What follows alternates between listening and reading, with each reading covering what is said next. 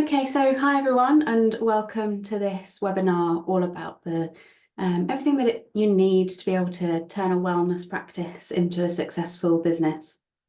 What I find a lot of the time, not just with biomagnetism, but with anything that people learn, is that you learn all the skills of a practice, and then you're kind of sent out into the big wide world with not really necessarily any idea of kind of what to do with that, how to market it, how do you set up a business, how do you get people through your door, how do you generate leads, how do you convert leads, all of that stuff I think is generally kind of neglected in training, and so I'm just meeting a few more people. So I really wanted to give you guys kind of the foundation and the overview as to how to take all of the skills that you learn as a wellness practitioner and put them into practice in terms of setting up a successful business. Obviously, it's going to be a little bit biased and a little bit aimed at biomagnetism, but actually whether you're a biomagnetist or a reflexologist or a Reiki practitioner, I hope you get something from tonight that you can put into practice to really start to turn your kind of wellness practice into a successful business. So we're going to go through all the ingredients of what makes a successful wellness practice.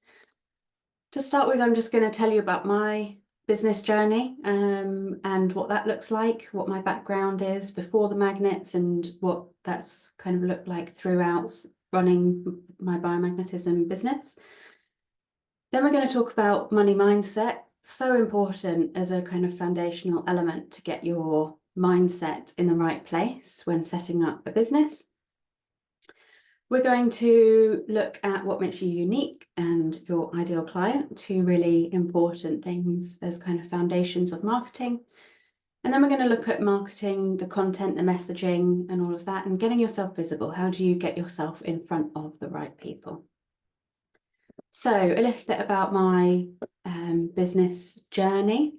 I've never had a real job. I studied zoology and then I did a law conversion, and then I set up an ethical fashion brand. So I worked with women's groups in Central Asia and in South Africa, and then ran the business from London. And then when I became unwell, a lot of you kind of know my story from then. I became unwell, I found biomagnetism, and I went into my training. So I kind of have a background in running business, and then I did my biomagnetism training. When I did my biomagnetism training, I had to do 50 free case studies in order for my qualification to be valid. So I did them all from the yoga shed where I still work, and it was a lot of work, but it was really good because it meant that I built a network of word of mouth referrals. So I think I treated all of the yoga teachers that worked there. I treated all of my family. I treated a lot of the yoga teachers' families. I kind of anyone that was closely involved with the yoga shed, I treated them and their nearest and dearest until I hit my 50 case studies. And then I did the next 50 just charging £20, and then I did the next 50 just charging £40, and then I increased my fees gradually from there. So by doing it that way around, it just meant that I got a really good network of people who could attest to biomagnetism being effective. It was a long, hard process. There's ways to shortcut it, but it did mean that I kind of had a business that grew organically. And then once I was on Harley Street, that really compounded and I continued to see a lot of growth. I had a great referral stream. So one of the UK's big, if not the biggest nutrition clinic in the UK, definitely the biggest in London, sent me all of their complex and chronic cases. Anyone that they couldn't help, they sent to me. So I got a bit of a reputation to be the person to go to when you're kind of really at your wit's end. And so things grew. I could kind of rest on my laurels. I didn't need to do much marketing. I had a really good referral stream. And then the pandemic hit. Before the pandemic hit, things were so good. I was about to open my own multidisciplinary clinic in Marylebone. I was due to get the keys on the 1st of April 2020, but obviously life had other plans as we went into lockdown. And so that never ended up happening. But also at the time, all of my business was face-to-face. So I lost 100% of my income overnight. And then I had to pivot and advertise myself, or kind of do some marketing around the distance healing side of things. And so I built up the distance healing side of my practice over that time. But actually, I've spoken to a lot of people in kind of wellness and holistic therapy world about this. It has never been the same since the pandemic. Buying habits are different. People, particularly now, have less money to spend now that we're in a recession. That doesn't mean that they don't spend their money, but they need more of a reason to spend it. Just hearing about this weird thing that someone does with magnets isn't enough anymore. You've got to give them a reason to buy. And I remember when I was running my fashion brand, people used to say, in terms of marketing, people need to see you at least in 7 different places before they buy from you. Now they say people need to see you in between 22 and I think 48 places before they buy from you. So it's really different now. We kind of have a benefit on this because we have social media now. It's much easier to get exposed to people again and again. So that was really different to when I ran my first business, when social media was Facebook primarily, and it was for sharing photos and updates with your friends and family. Whereas that's changed massively now. Social media has changed totally. When I ran my old business, we were kind of closer to MySpace times than we were TikTok in terms of how we used social media. So it is easier to get in front of people now, but you have to do it consistently, and you have to give people a reason to spend their money. And it can't be airy-fairy things anymore. People don't have airy-fairy disposable income. You have to give people a reason, and that has to be health, wealth, or peace of mind, a tangible benefit. So that's worth bearing in mind when we get to the messaging section of the evening. But before we jump into marketing, I really want to talk to you about money mindset. And there's 3 main money mindset traps that I want to talk to you about today. One of them, I call it kind of the healer complex. So it's like this notion that you have this skill and this gift, and it's almost like your universal or your God-given gift that you need to share it freely, that it's like it's your duty to share this gift with people.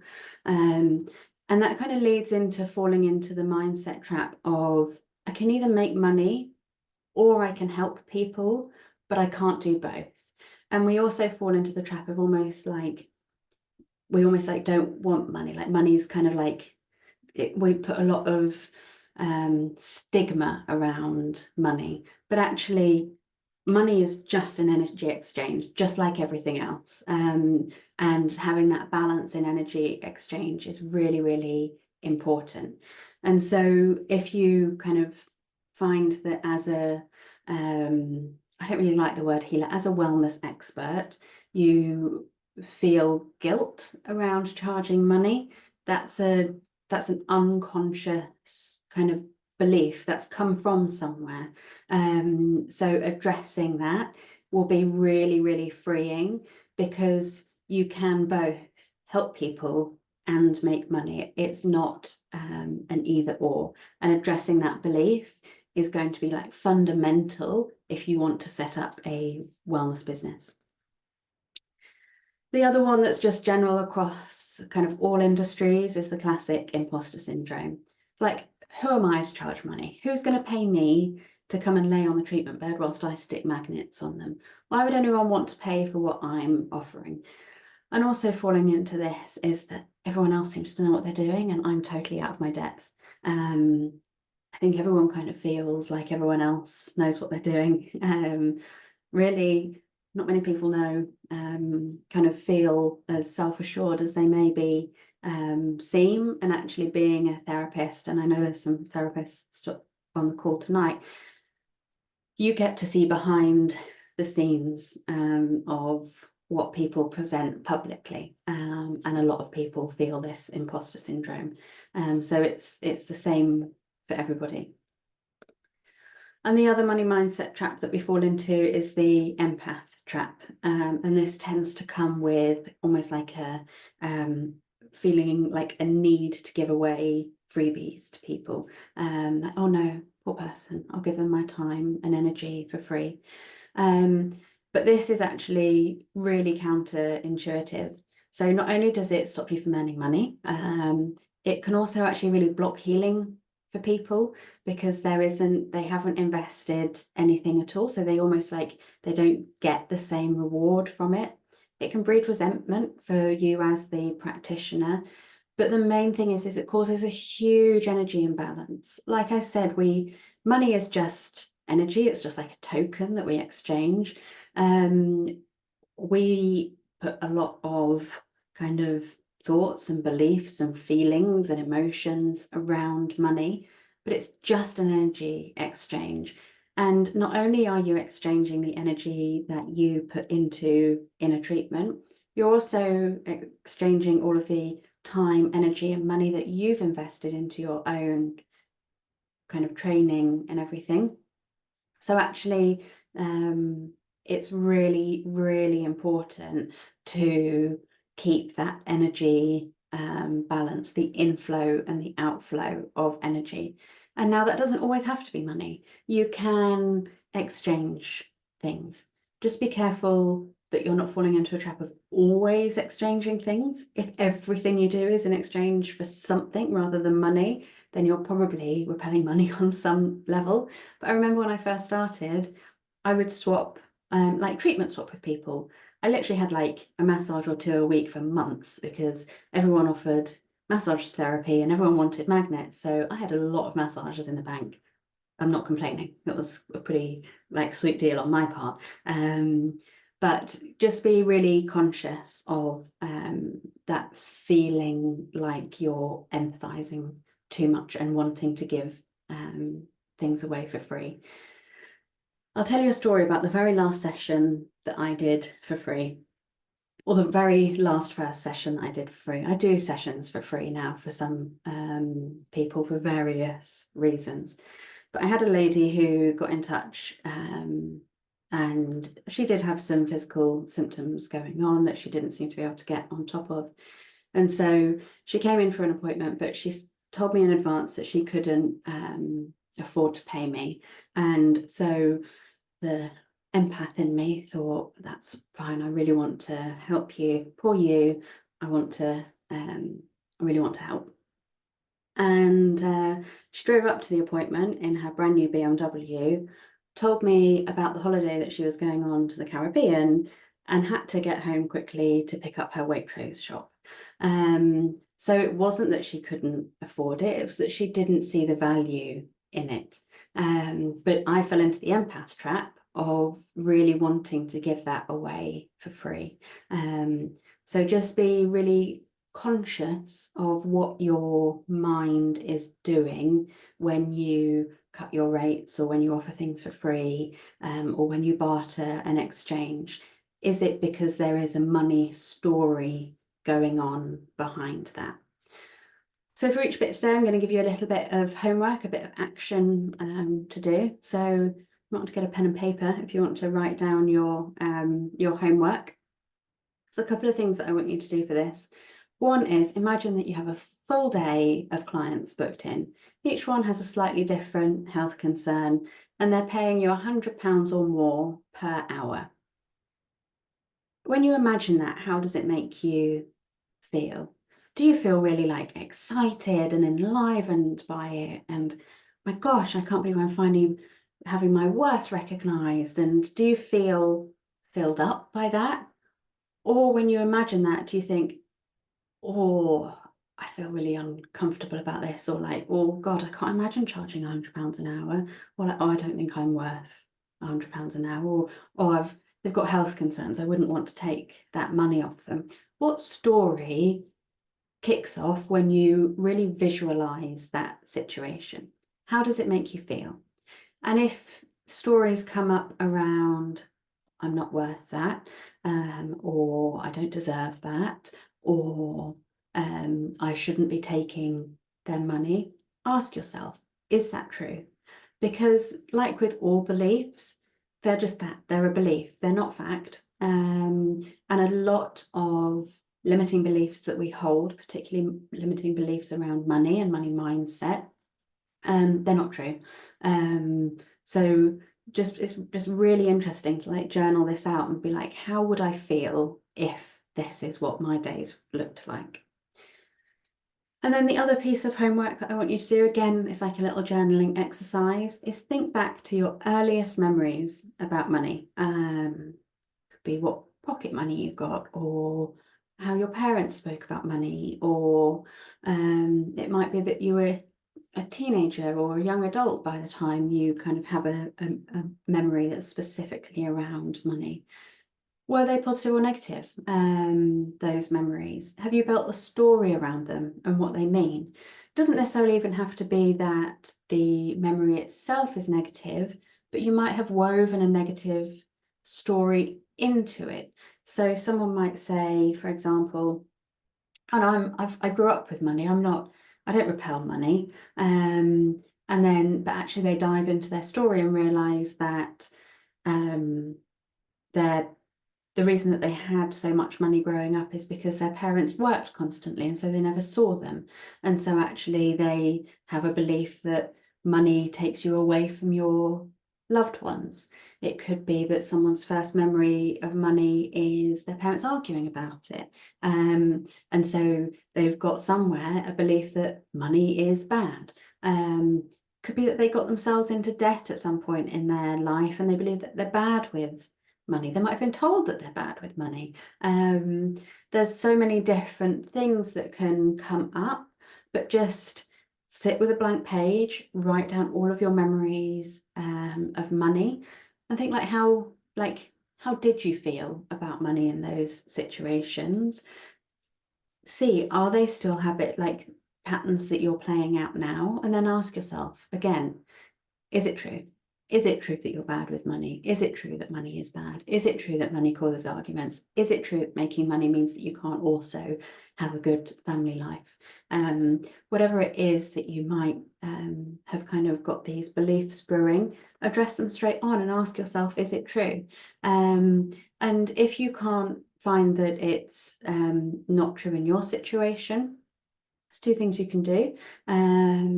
One is positive affirmations. So positive affirmations are like something that's already in your practice or that resonate with you. Positive affirmations around money can be amazing. And the other one is find proof. So if you think, oh, who am I to be earning £100 an hour? I'm just an average person. Find an average person that makes £100 an hour. I'm a pretty average person and I charge £100 per appointment. So find evidence to the contrary of what your limiting belief is. It might be people from my background don't make that kind of money. Okay, find someone from your background that makes that kind of money. So if you rely more on kind of evidence to believe things, then that's a good way around of doing it as well. Okay, so unique selling point. Everyone is unique. And so this is kind of the first bit that we need to kind of get in place in terms of developing a marketing strategy. So everyone's unique.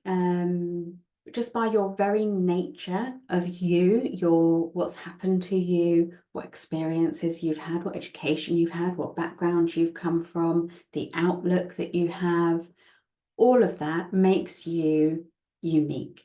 And so when working out your unique selling point, your USP, it's working out what makes you unique. Another spoiler alert, what makes you unique isn't going to mean that you're everyone's cup of tea. And that's great. They aren't your people. I came on Facebook just before I started this live because someone had commented on a picture And I thought, oh, I'll quickly go and see in case it's someone asking for the link for this. It wasn't. It was someone saying not very nice things, but that's fine.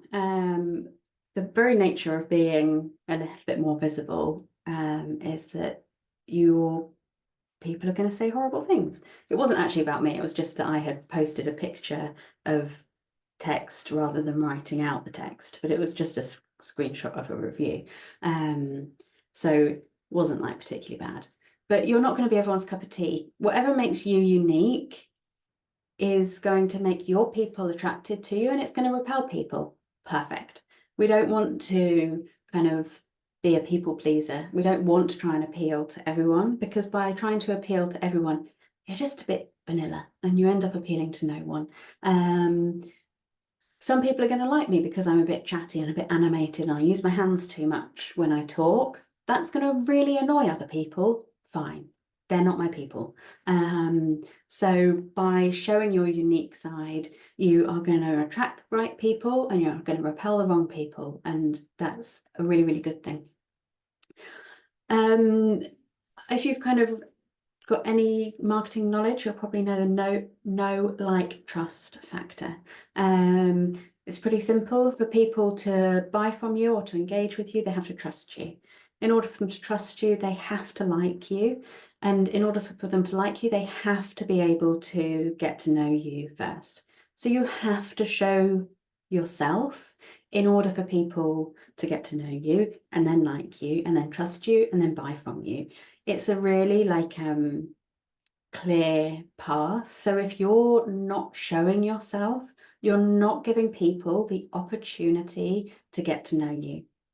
And then you're kind of like cutting your nose off to spite your face, because you're not going to be able to set up a successful business if no one really knows you or who you are or what you do. So getting to know you is a really important element of marketing. It's kind of what marketing is really, is that building that trust and that kind of rapport with people, so that you've got a kind of collection of people ready to buy from you at any moment in time. And actually, I just remembered there was something that I wanted to talk about, a note on manifestation. I just kind of wanted to bring this up because some people on the call will be really good manifestors and believe in manifestation. Some people won't believe in manifestation, and that's okay as well. But whether or not you believe in manifestation, getting your mindset right is really important, because it doesn't matter how long you sit on the sofa and imagine your life when you're rich or successful or whatever it is that you're looking for from a successful practice. You can sit there all day long and visualize it perfectly. You can smell the smells, you can hear the sounds, but you have to meet the universe halfway. You have to take action to be able to allow that manifestation to kind of flow your way. You have to meet the universe halfway. You have to have momentum and allow that manifestation to occur and to snowball and to support you. And one way that we do that is by clearing all the limiting beliefs that hold us back from going and getting what it is we want and what it is we need.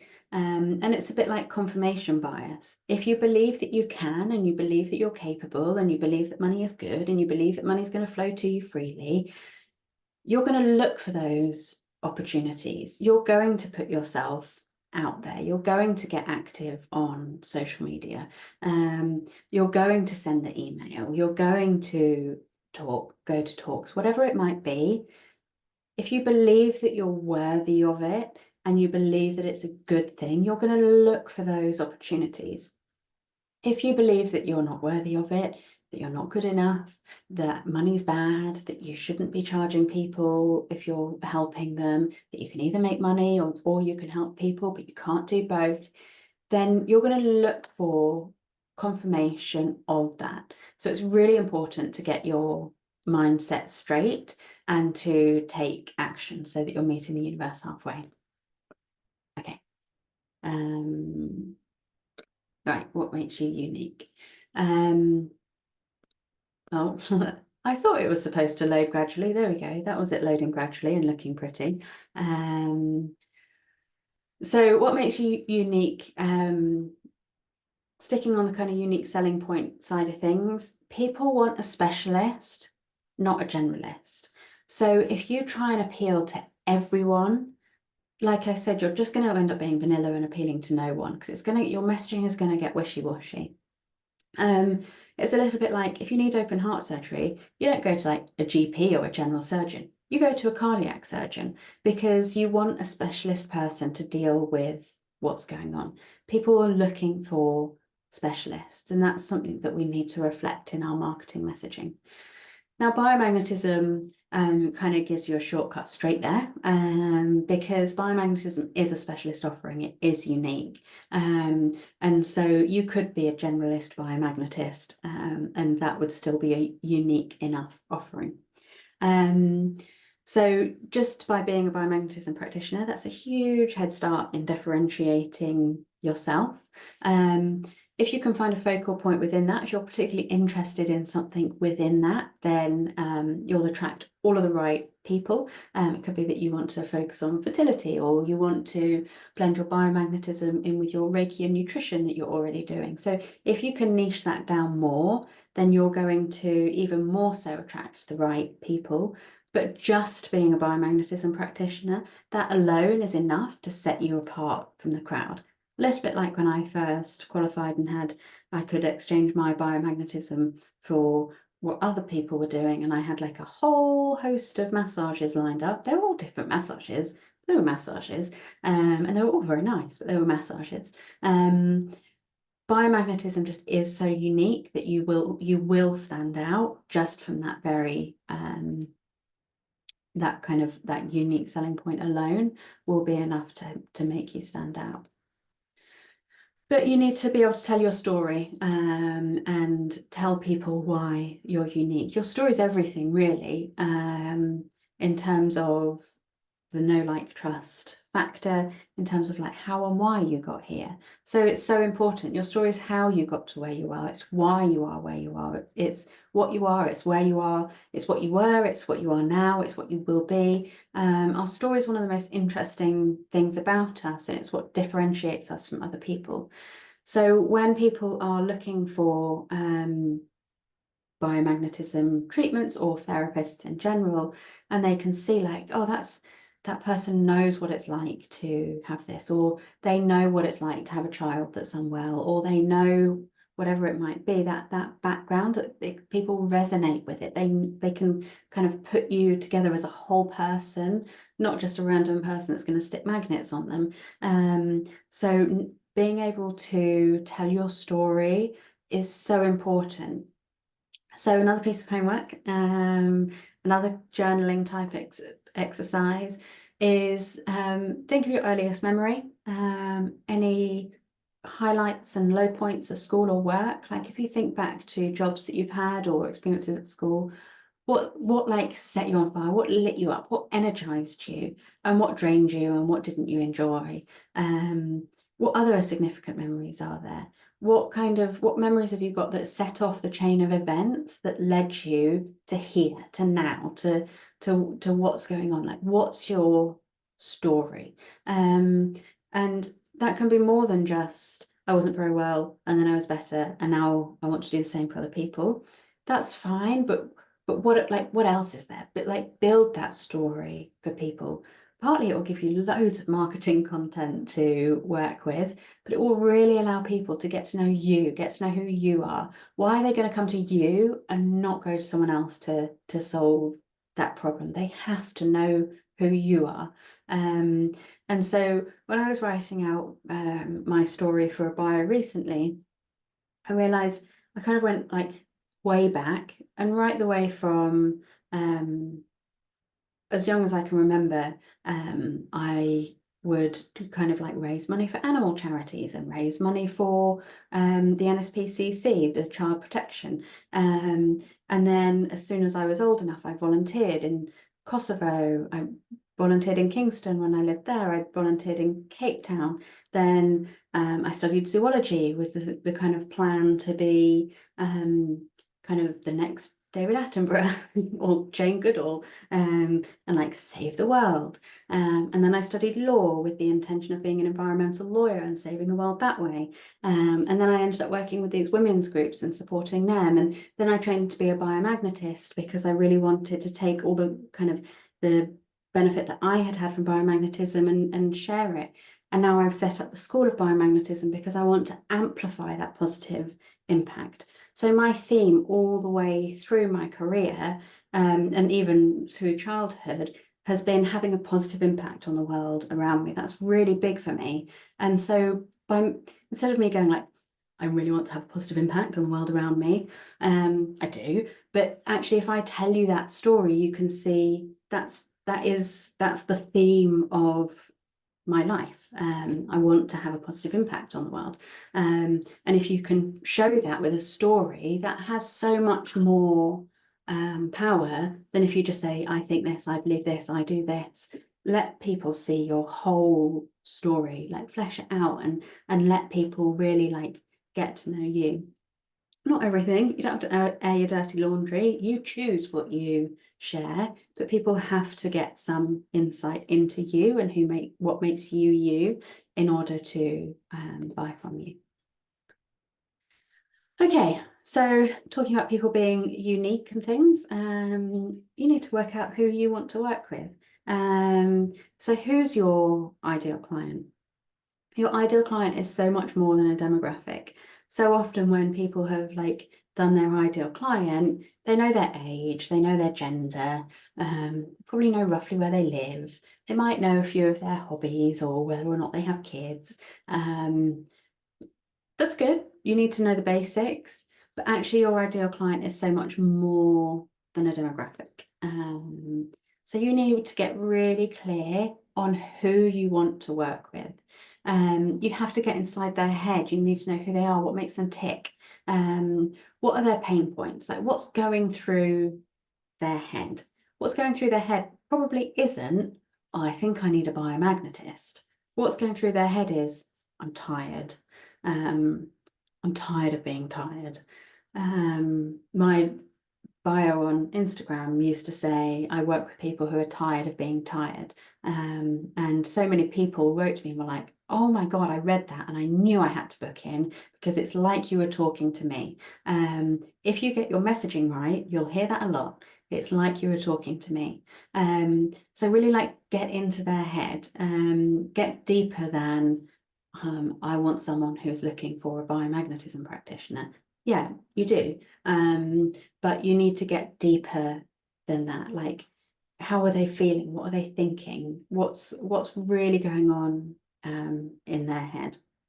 And what are their desires? So what do they want? What do they want their life to look like? What kind of impact and positive things they're looking for on that kind of health, wealth, peace of mind thing.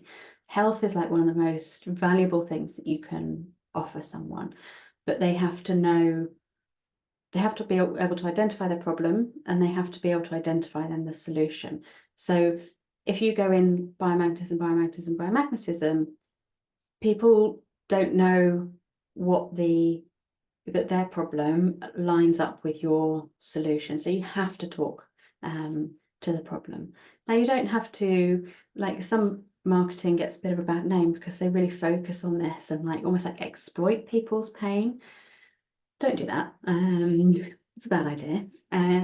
That's not what we want to do as nice, loving, caring wellness practitioners. But we have to address it. We have to be able to meet people where they're at. So one of the ways that I do this is I talk about my own story. I say like, I know what it was like to feel desperate. I know that feeling. And so that really resonates with my ideal client because they're there. Quite often your ideal client is you 5 or 10 years ago. So talk to that person. But you need to know, yeah, all of the ins and the outs of what's going on in their head, not just what their hobbies are and where they live and that kind of stuff. Once you know who your ideal client is, you'll be able to know where they hang out and how they consume information. Really, really, really important to know this. So where do they hang out online? So let's say, for example, your ideal client is in their 20s and you're doing all of your marketing on Facebook, you're probably missing them. People in their 20s aren't on Facebook. They think that's for old people. Vice versa, if you want to work with women in their 60s, they're probably not on TikTok. They might be, obviously, there's exceptions to every rule, but you want to be able to focus your efforts where you know your ideal client is going to be hanging out. I do most of my marketing on, or most of my content I post on Instagram, but I do a little bit on, well, everything I post on Instagram gets posted on to Facebook.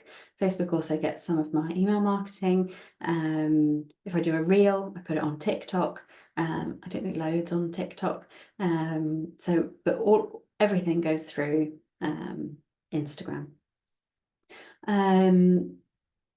You also need to work out what real life events do people go to. It's not essential to go to events, but it's really nice. It's really nice to see like actual humans and not always be in front of a screen when doing this kind of stuff. So I go to networking events, I speak at things and that kind of stuff. It's a good habit to get into, and if nothing else, it gets you out the house and you get to talk to other people who also run their own businesses, and you can have coffee and a chat. It's nice, but you need to work out, like, again, of your ideal client, where do they hang out, both in person and online. So let's say, for example, you want to work with mothers, whether that's because they are mothers of children who have health difficulties, or whether they are mothers who have health difficulties themselves. Okay, well, where do they hang out? Those people are probably on Facebook. They might be in some support groups. They're likely to be on Mumsnet. Are there threads on Mumsnet that you can interact with? They might be at mother and baby groups. They might be at like mother networking groups locally, where people will go and do a school run, and then there'll be like an organized community thing where they'll all go for a coffee together. Don't go in and be all like weird and salesy, but like if that's where your ideal client hangs out, hang out with them, listen to their problems, get inside their head, get deeper into who your ideal client is, and maybe some of them will convert into actual clients at some point. But you have to know where they hang out in order to be able to talk to them. It's also really important to know how they consume information. So if your ideal client, for example, only ever consumes audio content and you're only ever putting out visual content, then you're missing them. Do they listen to loads of podcasts, or do they watch TED Talks? Do they read magazines, or do they read newspapers, or do they read neither? Do they can read everything online, or do they get physical copies? Do they read blogs? Do they follow influencers? How are they consuming their content? So then you can, again, get in front of them. It's so important. It's so important to know your ideal client for your messaging, and it's so important to know where you put that messaging. Okay, so homework. Who is your ideal client? So the basics: gender, age, marital status, family, do they have kids, what's their job, what's their income level, all that stuff, super important. Now, you might aim for one person. And so let's say you aim for someone who is female, 45, lives in central London, has 2 kids, and works in marketing. That might be your aim.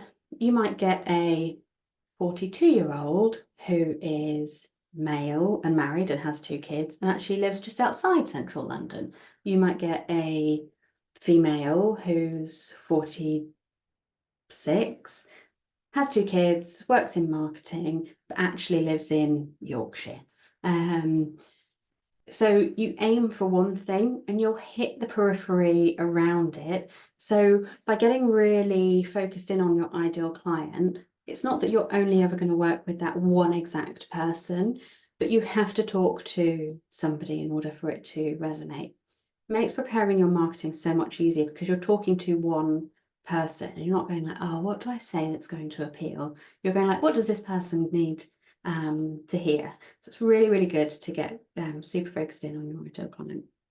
So once you've got the basics nailed, grab a pen and paper and get the details hashed out. So just had a crash from downstairs. I think that might be Evie eating something. Write down 100 sentences about your ideal client. So what are their pain points? What's going through their head? What are their desires? What makes them laugh? What drives them crazy? What gets them out of bed in the morning? What does a typical day look like? How do they have their coffee? Like, what are they searching for? Where are they in their journey? What's their journey been so far? What do they value? What do they appreciate? Like, what can you share with them that's going to resonate with them and that's going to talk to them? Let me just get my chat open in case anything comes through. So now we're really clear on who you are, your story, your journey, what makes you unique, and who you want to work with, your ideal client, and everything that makes them unique. So now we need to know, okay, got all that. What do you want to say? Where do you want to say it? When do you want to say it? So this is like all the messaging stuff around marketing. So knowing your messaging is really, really important. And you can have primary messaging and secondary messaging. Your primary messaging is all the big stuff. So like, what is biomagnetism? You can share success stories and health tips and all that kind of stuff. So my primary messaging is biomagnetism, where science meets spirituality, the whole quantum physics stuff, health and emotions. Now, you'll all know from my content at the moment, it's all biomagnetism because I'm launching a biomagnetism course. So I'm really focused on that pillar at the moment. Later in the year, I'm going to do kind of like some emotional focus and some more kind of general health focus. That's general health tips, probably some meditation, some cycle tracking, some stuff like that also resonates with my ideal client. But at the moment, very biomagnetism focused. Secondary messaging is actually arguably more important than your primary messaging. Secondary messaging is what makes you you. It's all like the detailed stuff of getting people to know you, for building that know, like, trust factor. So this is things like your mission and your values. So like I said, like one of my big things is making a positive impact. Now, I'm not going to go around on my messaging and be like, I really want to make a positive impact, but like I can show that. I can show that side of me and my business. My mission, particularly at the moment, is to really raise the profile of biomagnetism. It's why I founded the school and why I'm putting all of the training through CPD, because it's really important to raise the profile of biomagnetism. Hobbies and lifestyle. So this really gives people an insight into you and into your life. Family and personal life as well. And it's all the interesting insights that make you you. This is what people buy. People need to know that you know what you're doing and that you know about biomagnetism, and that you all that primary messaging, it's important. But secondary messaging is what makes people buy, what makes people connect to you and go like, actually, I'm going to buy from this person. So my secondary messaging is things like lifestyle. So this is things like the dog, for example, who's now started squeaking downstairs. It's gardening, it's going to the gym, it's the fact that I have cows for next door neighbours. I actually have human next door neighbours as well now, but the other side I have Highland cows. It's I can't think what else I might share. It's weekends away. It's all of that like lifestyle stuff, so people get an insight into my life. It's the reason that things like Made in Chelsea and The Only Way is Essex and Married at First Sight and all of that stuff is so popular. People love a little like behind the scenes look into your life. Now, I don't share loads of stuff really publicly. A lot of my family stuff is faceless, or I'll kind of allude to it. I don't put loads of pictures of my nieces and nephews. I don't really even post pictures of Dan on my social media. You're in control of what you post. Just because you're sharing your life doesn't mean that you have to share things that you're uncomfortable with. Work out what it is that you want to share and what it is that you don't want to share. But give people something that they can resonate with, something that shows a little insight into your life and what makes you unique. The best engagement that I have ever got from any email or social media is when I shared my little life story about having grown up in Kyrgyzstan, Kazakhstan, Uzbekistan, Jamaica, Cambodia, New York, South Africa, England. I think that's all of it. It's the most engagement I've ever got from anything. Now, that's not talking about biomagnetism or health or how we can help someone in their health journey, but it's giving people an insight into me. And it was it was amazing. So people really want to know you and your story. So once you work out your kind of primary messaging and what you want that to look like, and you've got your secondary messaging in place. So mine's lifestyle, empowerment. Empowerment's really important for me as a value. So that's all of the stuff that you'll see around me saying, like, I'm not your healer. Your body knows how to be healthy. It just needs some support. Empowering people in learning how to use the magnets themselves. Empowerment's really important to me. So that's part of my secondary messaging. Being neurodivergent is part of my secondary messaging. Now, a lot of my clients are neurodivergent, but either way, it does make me a little bit different to other people. It means I process things differently. I think it makes me good at my job. But it also comes with kind of drawbacks, and I talk about those as well. And also mindset. Mindset's really important. It's really important to me as a value, but it's really important in healing. So that's things like hope is really important, like so much so I have it tattooed on my arm. And empowerment falls under that kind of like mindset and values, and things like curiosity as well. Curiosity and commitment are really important values to me. So that's the kind of stuff that I talk about in my secondary messaging. And then you've got different types of post: inspiration, education, credibility, and then like sales or calls to action. So let's say, for example, I want to do a post about biomagnetism and I want it to be educational. Or I want to do a post about biomagnetism, but I want it to be inspirational. So maybe I share a case study. That's also, I can share a case study, and that's inspirational for people who want to get better, and it's credibility because someone's come to see me and they've got better. So it can hit several things all at the same time. Or I might go for a lifestyle and inspiration. So that could be, let's say, for example, you're someone who has recovered from chronic fatigue and now you really want to specialize in treating people with chronic fatigue. And you've just been away on a hiking weekend and you hiked 10 kilometers. That's really inspirational. So you're sharing a little bit of your life, of your lifestyle. You're giving someone a bit of a behind the scenes. And that's really inspiring. For someone who's in the middle of it, they can go, oh, wow, this is possible. That's really going to resonate with your ideal client. So you can kind of like pick a message, pick a type of post, smudge it together, and you've got some social media or marketing content. So homework, map out your content. Think of approximately 5 content pillars. You can have more. One of them is going to be biomagnetism or whatever your practice is. Have at least one other primary content pillar. So that might be that you are particularly focused on a particular symptom or a particular condition. So you could have, say, biomagnetism and Lyme, for example, for your primary messaging, and then you might have growing vegetables in the garden, and healthy vegan recipes,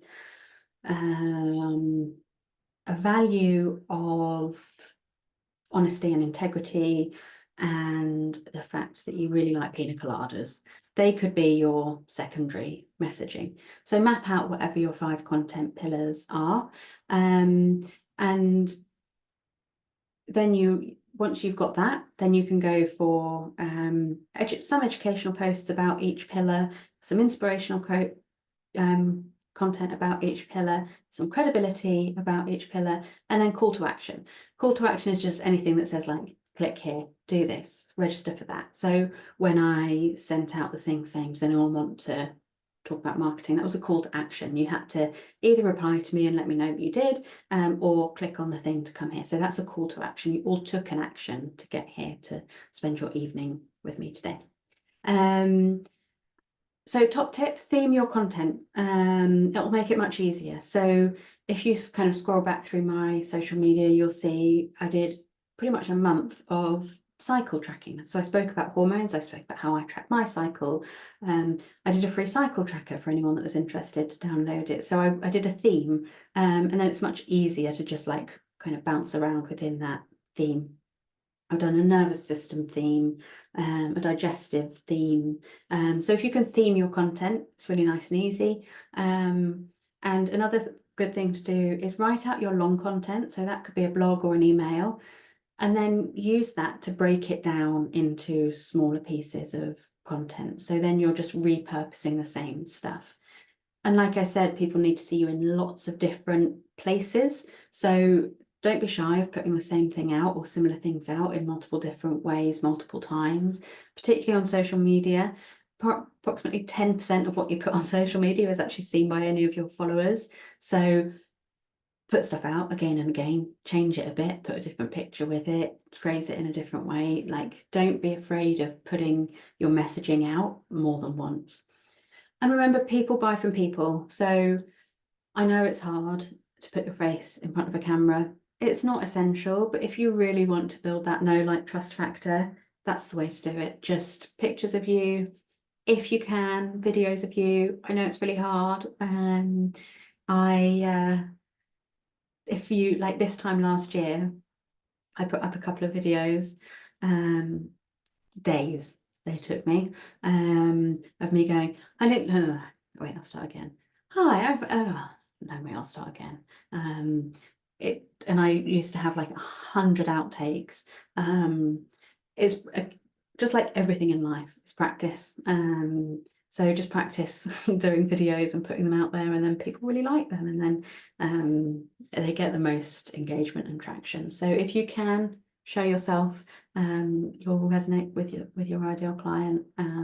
People don't want perfection. I'm by no means perfect, but showing up is way more important than being perfect. And above all, with all of your content, add value. Add value, add value, add value. So share your knowledge, share your story, share your outlook, share your ideas, share your lifestyle. Like share, and just add as much value as you can. Don't keep it all back because you might be able to sell it. I could have sold this course tonight. I could have charged X amount to be here. But my main aim is to add value. And sometimes people will then buy from me, but that's a byproduct of me adding value. My focus all the time is how can I add value for people? How can I add value by sharing content? How can I add value by telling people where to put their magnets? How can I add value by sharing my story? How can I add value? So above all, concentrate on adding value. Don't concentrate on how do I get somebody to book in with me? How do I get somebody to buy my service? Because you can see straight through that and it doesn't work. You just need to focus as much as possible on what does my ideal client want to hear and how can I add as much value as possible. Okay, so now we know who you are, who you want to work with, what you're going to say to those people, but how do you get in front of those people? How do you get an audience to work with? You need to build an audience. So some of the strategies that we spoke about, getting visible, of like knowing where your ideal client is, super important. But I just want to talk quickly about building an audience and nurturing an audience. The two can become quite blurred, but they're very distinct. So there's a common misconception that posting on social media is building an audience. It's not, it's nurturing an audience that you've already got. So marketing is like a funnel. You have all of these people in the top that are like your potential clients. And then you kind of engage them, and they're in your funnel now. So that could be that they're on your mailing list, they're in your social media, or wherever else you might show up and engage them. So you've got all these potential people, hundreds and thousands, millions, billions of people that could potentially be your clients, and you've engaged them. So they're in the top of your funnel. And then you nurture them and you get to know them and you work on the get, know, like, trust factor. And they might be in your funnel forevermore. They may never pop out as a client, but some will pop out the other end and they'll spend some money with you. And then they'll pop back into your funnel, you'll nurture them again. So social media is nurturing who's already in your funnel. It's not, you can't rely on it as your way of building an audience. It can be, so social media can be part of building your audience, but if that's your only strategy, if just posting on social media is your marketing strategy, that's not enough. You'll really struggle to gain traction. It'll take a really long time. You need to work out how you're getting people to pop in to the top of that funnel. And the way that you're doing that is by getting visible, by getting in front of your ideal client. And that's why it's so important to know where they hang out online and in person, and how you can then get in front of them. So do you work with influencers? So your ideal client might be following someone. Can you get them in for a free treatment? Can you talk to them? Can you go on a live with them? Can you send them some magnets and tell them where to put them for whatever symptom they've said that they've got? How can you engage an influencer that your ideal client might like, and then they're following you, and then you can nurture them? Can you get on podcasts? Can you talk at events? Are there health summits? That kind of stuff. There is the opportunity or the possibility to use adverts to grow your audience. I don't generally. I've got a couple of ads running at the moment for the course, but they never convert as much as kind of building an audience in a more organic way does. But it is a way to build an audience, but it does take quite a lot of money, and it's a very specific skill set. So either learn the skill set or work with a marketing agency or an ads agency. If you go down that route, would be my advice, because it's not super simple to just chuck some money and you'll get loads of engagement, unfortunately. But really, you want to get people on a mailing list. Like I said, only about 10% of social media posts that you put out will actually ever be seen by your followers. And that's kind of across all types of social media, across all kind of types of things that people are posting, across reels, across stories, across carousels. You think of like the volume of stuff that goes onto social media every day. Like when I scroll through all of the stories, it's like I would have to be watching Instagram stories all day to get to the end of them. I could scroll all day on Instagram and I wouldn't see what every single person that I follow has posted that day. So only about 10% of followers will see what you post. Get them on a mailing list and you pop in their inbox. Not everyone's going to open every single email, but enough people will open enough of them. You do get in front of them a lot better that way. And social media is unreliable. Facebook goes down, Instagram decides to block your account. All sorts of things can happen, but you own your mailing list. People move on and off different social media platforms. Facebook gets nowhere near as much engagement now as it used to 10 years ago. New things come up.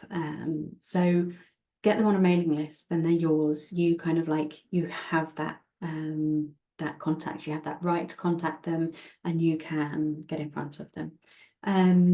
It's also really important because people are unlikely to book in on the spot. You might go on a podcast, someone's fairly unlikely to just listen to you on one podcast and go, going to book a biomagnetism appointment, or meet you at one networking event and go, I'm going to book a biomagnetism appointment, or see one influencer's post and go, I'm going to book a biomagnetism appointment. So work out a way that you can engage them. You will probably have all seen on my my personal website, my Faye Colson website, there's a free PDF. It's got the history and science of biomagnetism, and it's got, I think, the top 10 pairs to use at home. So it's a really valuable PDF. Make sure that you're adding something of value. Used to be that you could just put together something that had a great clicky title and people would download it and give you their email address. People are a lot more wary about giving out their email address now because we get bombarded with so much stuff. So what you put out has to be of the value that someone would pay a small fee for. So an ebook or a free guide to whatever, work out what your ideal client wants. So one of the best things that you can do is give them something of value. So then if I do a talk, I say, if you want to know more about what I do, download this free guide. And then I've got them, they're on my mailing list. They're very unlikely to buy straight away, but they might book in with me 6 months down the line, a year down the line, a month down the line, a week down the line. But it's very unlikely that people are going to go, that was an interesting talk, can I book an appointment? But they do go, that was an interesting talk, how do I kind of stay engaged with you? So you give them your social media, get them to download a free guide. And then you can get them on a CRM system. So things like MailChimp and that kind of stuff is really good for this. Funnel sketches, what are Email Octopus. I mainly use MailChimp. It's nice and easy, and you can put kind of all sorts of stuff on there, and they've got lots of tutorials about how to do the tech behind this. But just give people something that gives them a reason to give them your email address, even if you do it manually at the start and say, hey, can I have your email address? Write it down here, or take their business card and say, I'm going to send you over a freebie. Are you happy to go on my mailing list in future? And just make note of them in an Excel spreadsheet or something for now. It doesn't have to be super techy right at the start. Okay, so I've kind of just spoken about this, but how could you engage your ideal client? Think of 5 to 10 ways that you could get in front of your ideal client. So that could be, let's go back to the example of someone whose ideal client is a mother. You could be looking on Mumsnet, look for forums that your ideal client are in, so you know their pain point, and say, for example, you want to work with mothers whose children have asthma. So go onto Mumsnet and find a thread about asthma and share value. Tell them your expertise and your insight, because maybe you've been in the same boat. Tell them things that you've learned, and get in front of them that way. Find someone who's an influencer, or I don't know, Stacey Solomon, she's got kids, and say, like, one of them gets hay fever, be like, hey, I'm going to send you some magnets, try this. Maybe aim smaller than Stacey Solomon. I'm sure she must get thousands of emails a day, but find people who have the following of people that you want to engage with. Go to a mum's group,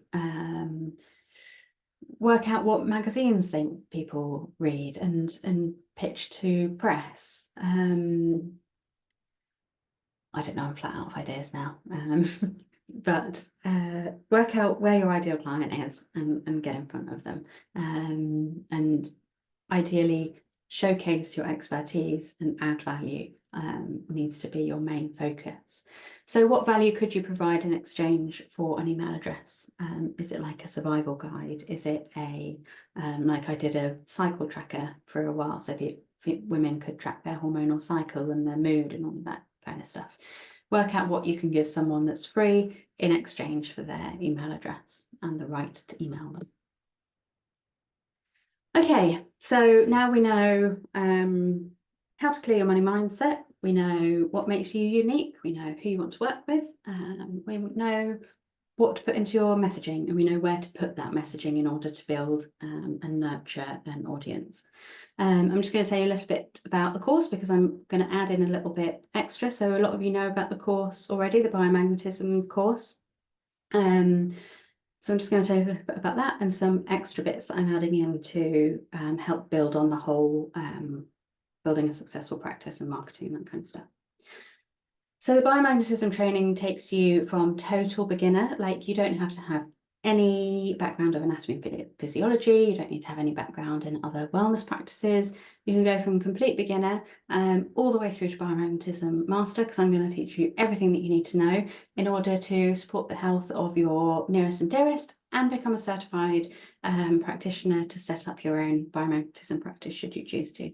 Guessing because you guys are on the business masterclass, you're more interested in being biomagnetism practitioners.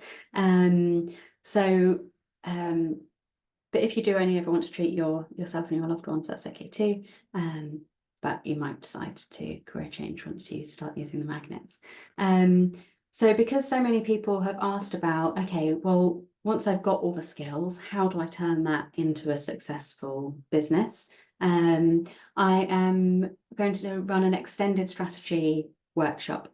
So what I might do is kind of do it on a Saturday morning or something. It'll still be on Zoom, but so that we can really like dive into this, and I'll give you bits to kind of go away and do, and then we'll come back together again, so that you've got like all of the strategy that you need to be successful. And like a workbook to work through as well. So mapping out everything from like ideal client, but also like competitor analysis and all of the other stuff that goes into building a strategy.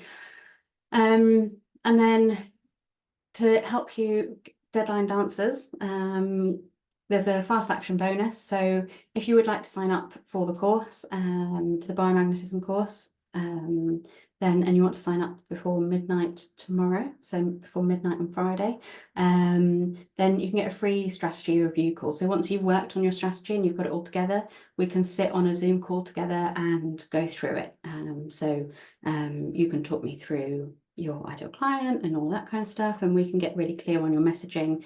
Having an extra set of eyes on things is so valuable. So I am a business strategist, but I also work with business strategists to help me with my strategy, because yeah, just having that second set of eyes on things is really useful. And it's nice for me because I get to put my kind of business strategist hat on, which I really love. So all of the information is on schoolofbiomagnetism.com, and just a reminder that bookings for the course close on Monday, and we start the course, I think, a week today. Must be. It's coming around really quickly. Right, let me stop sharing my screen and then come back and see if anyone has any questions for me. Okay, any questions, anyone? It's nice that you all stayed with me. There's lots of people waiting on the recording of this one. But any questions? I've stunned you all into silence. No? Well, then I'm going to... Oh, do I need insurance? To be a practitioner, yeah. Yes, you do need insurance. It's really cheap. I think my insurance is about £90 a year, because nothing can really go wrong. I was just talking to someone yesterday actually about this exact thing. We can't really, apart from causing a bit of a detox, like Herc's response in someone, there's not much that can go wrong with biomagnetism, and anyone who has chronic health conditions is quite used to that kind of detox type response. Unless like you're really unlucky and someone like fell off the treatment bed or something, I think there's not anything that can really go wrong. But yes, you do need insurance. It's about £90 a year. I'm going to try and work with some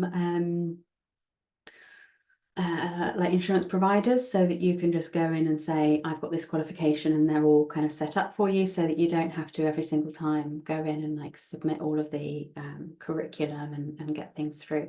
So I'm going to try and make it super easy for you guys, but I just need the certificate back from CPD. It's all guaranteed, the CPD stuff, but I need that before I can go to the insurance people. So hopefully I'm going to make it nice and easy.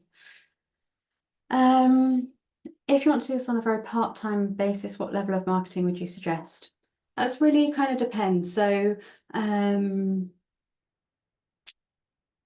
it it really depends. What you might find is that actually you just get enough word of mouth stuff that you kind of reach a critical threshold, and then it kind of just self-perpetuates and takes care of itself. If you're working locally, then I would say just go to some events. Like, it's really nice when you're self-employed and a solopreneur to hang out with other people, and actually getting that out there is really nice. I would say get a freebie out and just start to build a mailing list. You don't need a huge following. I don't have a massive following. I've got just over 1,500 people on Instagram and about 600 people on a mailing list.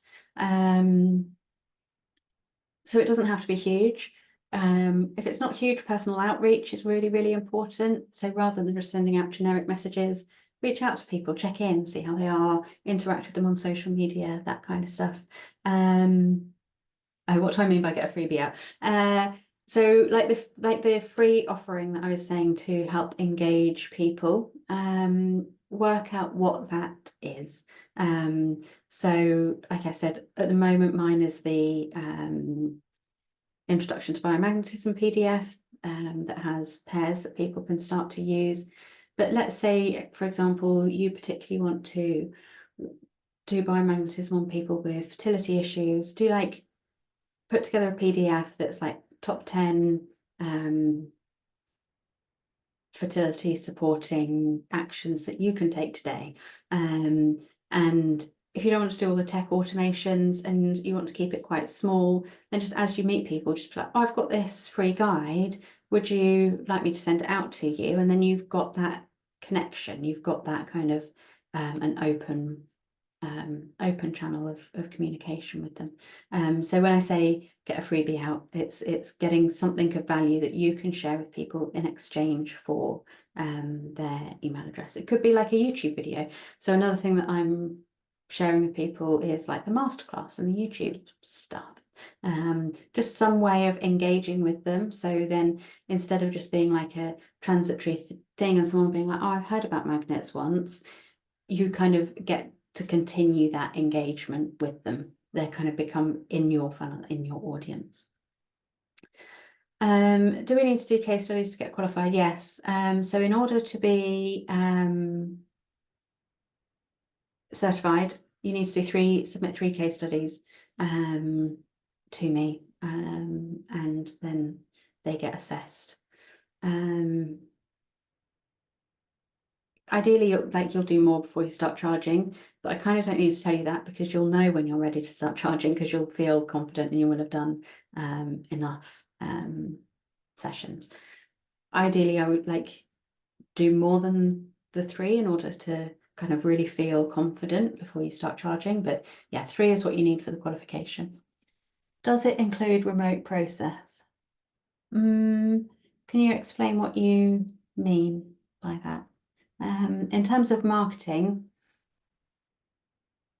there is something kind of in some ways easier about marketing if you are just working in a physical location, because you can just target that location. You can go to events locally and all of that kind of stuff.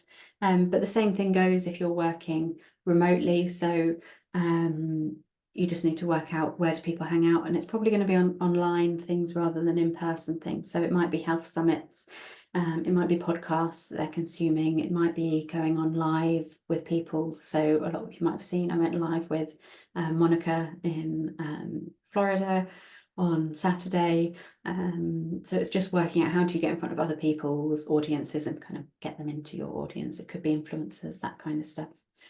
Providing my biomagnetism with a client not in the same room city. Yeah, so if you mean marketing, I think I've just answered that. In terms of the course, biomagnetism course, if that's what you're asking, then we're not covering it on this course. It's going to be an additional module for you to take later, because for 2 reasons. One is a lot of people don't ever want to do remote stuff, and that's fine. And reason number 2 is it's quite an advanced technique. And what I don't want to do is load people up with so much information that they go, oh, I don't know what to do.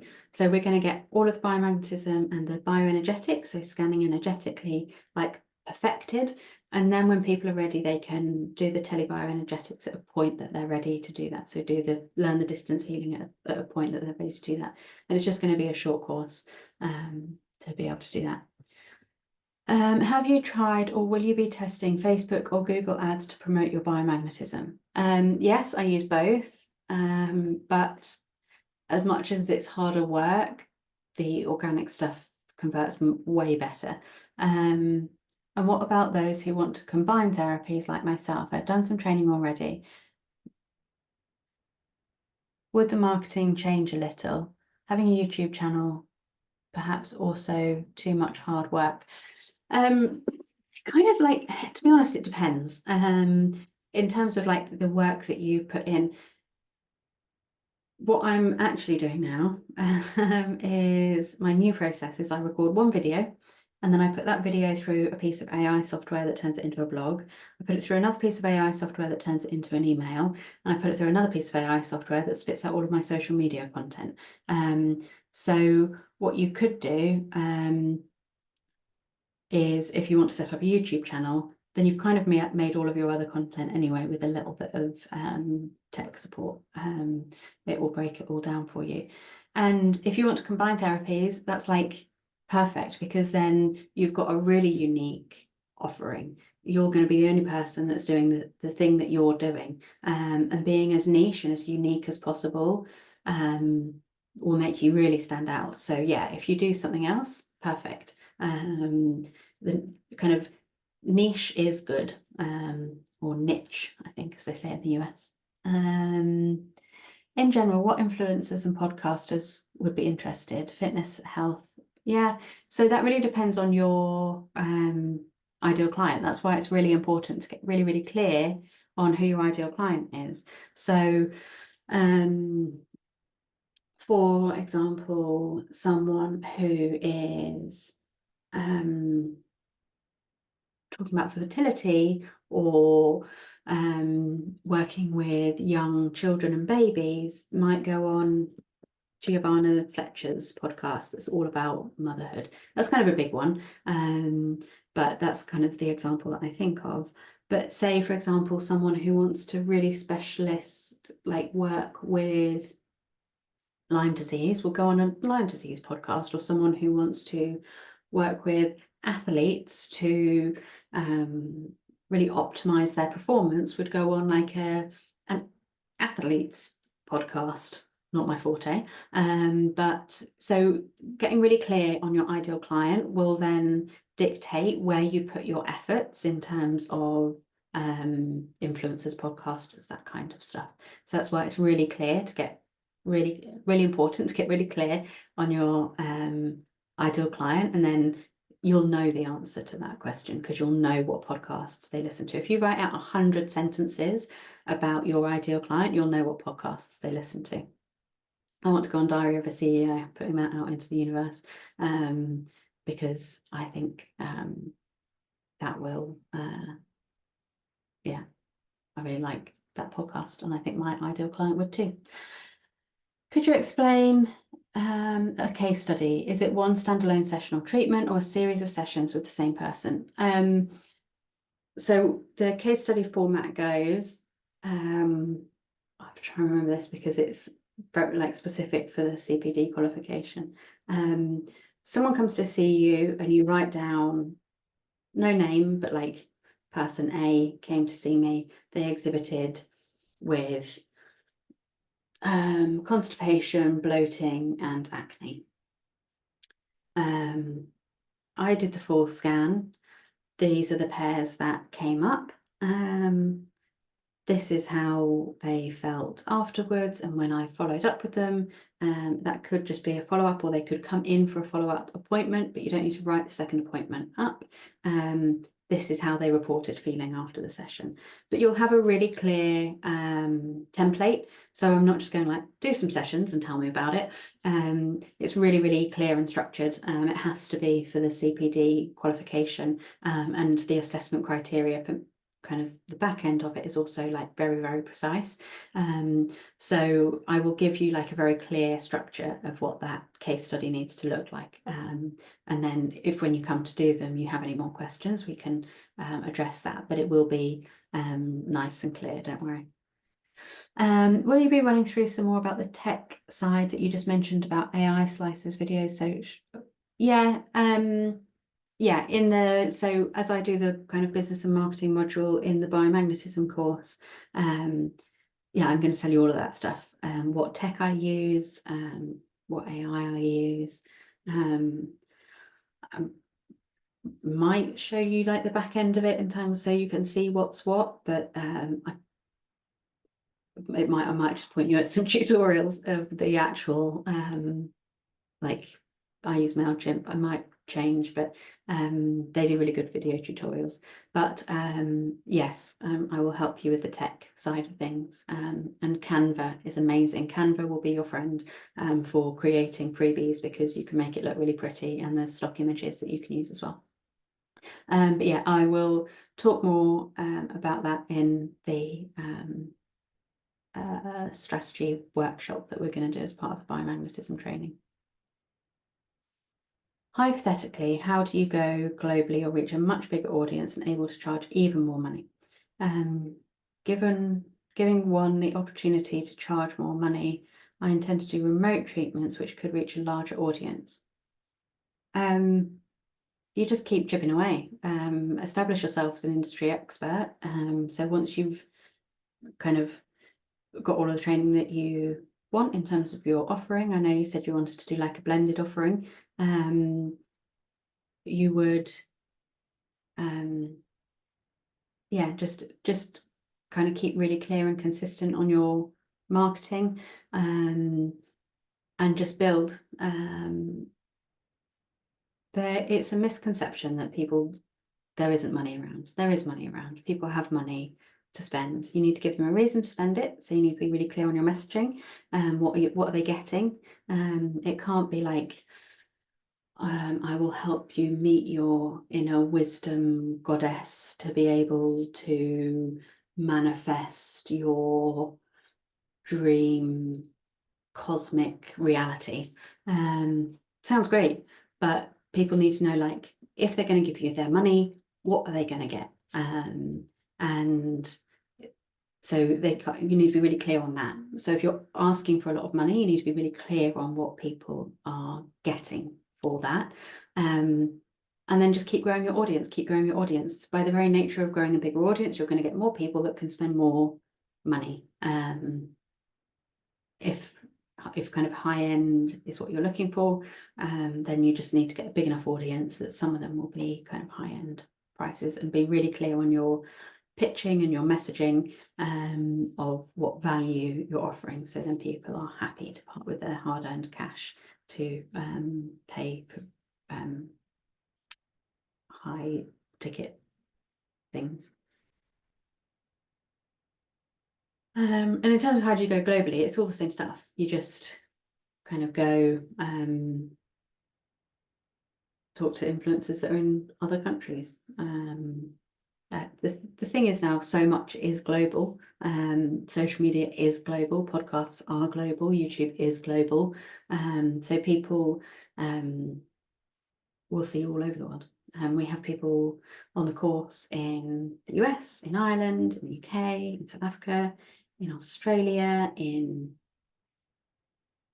some other European countries that I can't remember one off the top of my head. Canada. So just by the nature of getting out there is you're going to accumulate an international audience. That's the joy of the internet. Could hanging out in high-end members clubs be a good opportunity? Yeah, as long as like that kind of works for you. Any tips on how to do it? Work out your ideal client, work out where they are, work out how to talk to them, work out why they would buy from you, work out your messaging. It's all this, whether you're aiming for someone who can afford to pay 10 quid or wants to pay you 10 grand, it's exactly the same. Who are you? What's your story? What's unique about you? What's your unique selling point? Who are they? where are they? What do they do? What do they consume? Who's your ideal client? What's your messaging? How do you take you as a unique individual to talk to that person as your ideal client? What's your messaging and how do you get in front of them? The process is all the same. It doesn't kind of matter whether you're going high end, low end, international, local. The process kind of stays the same across all things.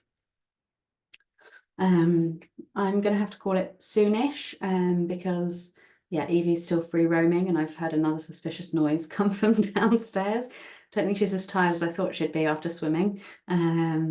So any final questions coming through?